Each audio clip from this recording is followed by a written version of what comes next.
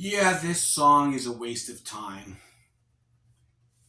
So the Beatles put out Now and Then. I really didn't care for it. This is taken from a demo tape that Yoko gave the guys in the 90s when they were putting together the whole anthology trilogy. Anthology 1 had Free as a Bird, Anthology 2 had Real Love, and Anthology 3, I guess, would have had Now and Then. It's hypothetical, but I mean, it probably seems like that's what the idea was because they were working on this song as well, but they ran into some issues where they couldn't separate John's vocal from his piano playing on the demo. But now, because of technology, Peter Jackson, who made this documentary on the Beatles with Get Back, found a way to separate these vocals. Now, I thought Free as a Bird and Real Love was great. 75% of the band were still alive and were excited about doing this. The tracks were really epic. If you're looking at it like, oh, well, if all four of them are on a song together, it must be brilliant. No, it's not. Okay, it's not going to be brilliant. As if everything the Beatles touched were great. No. Revolution number 9, the time people would say, "Oh wow, that's so brilliant," or "No, it's not. It's called drug abuse." That doesn't sound. Well, the one thing is their initial audience, who they play to, when they were at the top of their game or when they first arrived, that audience is no longer here. So I don't know what's the point of this song. I wasn't a fan too much of the Beatles to the point where I'm going to collect their new box sets where they have 5 different versions of Taxman or 10 takes of, I'm Only Sleeping. I mean, I love the Revolver album, but I wasn't that kind of Beatle guy. If you're just a Beatle collector, yeah, I guess you're going to get this single to complete your collection, right? I'm more as far as collecting a band that I admire. I do like to collect songs I've never heard before. If the Stones put out 15 versions of Brown Sugar, different takes, I'm not that fanatical about it.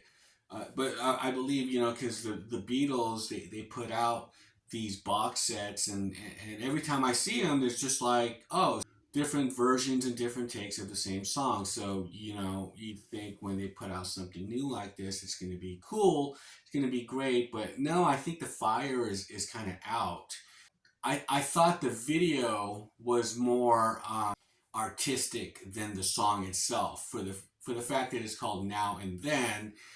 They're mixing footage of the Beatles then and now on the screen simultaneously. I'm like, okay, that's cool. There's a lot of nostalgia, of course, is all the Beatles could do.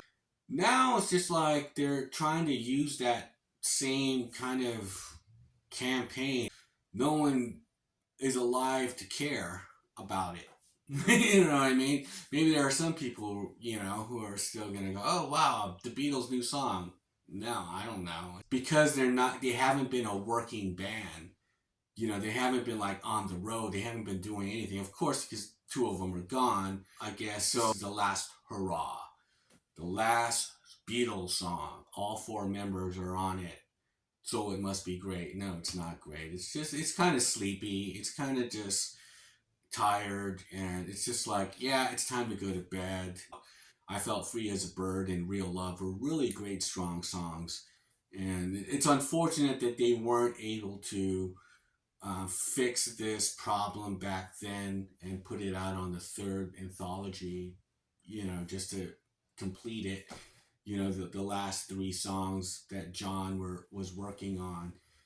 It was included in a collection of songs you never heard before anyway as well. There were some unreleased songs that you were actually hearing with the new song. This one is just sort of just like, am I just gonna go buy this single?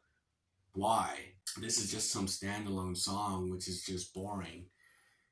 That's my thoughts on it, my 2 cents. Let me know what you guys think. I mean, is it still like great? Is it up there like with the new Stones album? You could argue like, you know what, it's as good as Some Girls. All you could do with this song is kind of compare it to the last two new songs they put out with the anthology series, and there's no comparison. Those two songs are way better than this one. You know, they could put this tired dog to rest finally and stop messing with the legacy of the Beatles, you know, and just let sleeping dogs lie.